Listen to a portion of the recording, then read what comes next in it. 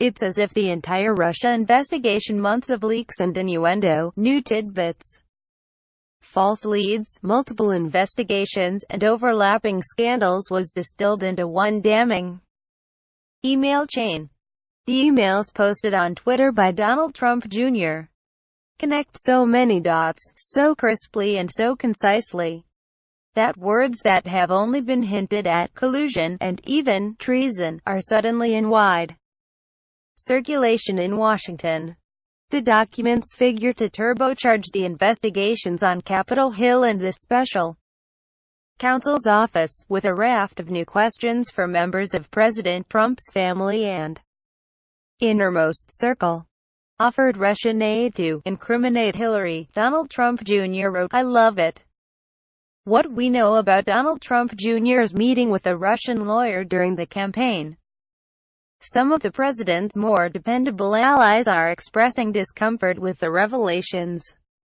Even Vice President Mike Pence's office issued a statement, which noted that the meeting described in the emails took place during the time before he joined the ticket.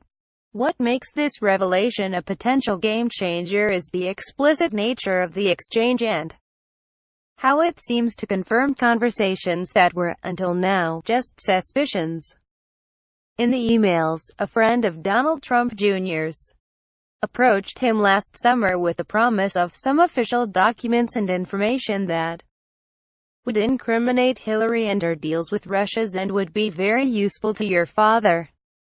The friend, Rob Goldstone, went even further, saying, "This is obviously very high-level and sensitive information, but as part of Russia's and its government's support for Mr. Trump."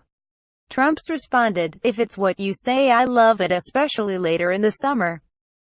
Another email from Goldstone said the meeting will be with a Russian government attorney. Trump said the meeting will also include his brother-in-law, Jared Kushner, and then campaign chairman Paul Manafort, both of whom he copied on the email chain. The subject line, Russia Clinton private and confidential. The meeting with the Russian lawyer took place the following day in Trump Tower in New York, just a floor away from where the candidate himself was working. The White House reiterated its position that the president learned of the meeting only a few days ago, with a terse statement of support read from the briefing room on the president's behalf. "My son is a high-quality person, and I applaud his transparency," he said in that statement. That transparency, of course, only came after a string of media reporting forced the information out, and it's a major issue, in part because the information itself is too transparent, with little room for other interpretations. "This is the most problematic thing I've seen thus far," Sen. Lindsey Graham, RSC, told ABC News. "If you look at Donald Trump Jr.'s own admissions," said Sen. Ron Wyden, Dior, "this was an attempt at collusion."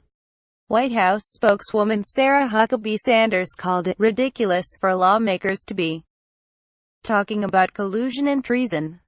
Speaking with reporters after the emails emerged publicly, she said she was standing by previous statements that Donald Trump Jr. did not collude with anybody to influence the election, but just going off the emails made public today.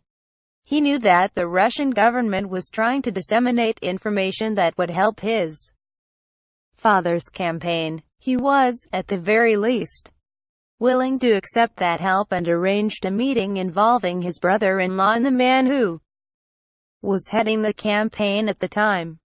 Amid shifting explanations and even shifting policy on Russia, all creating a suspicious backdrop, Trump now has his own family members to blame for the major escalation of a scandal he wants desperately to be done with.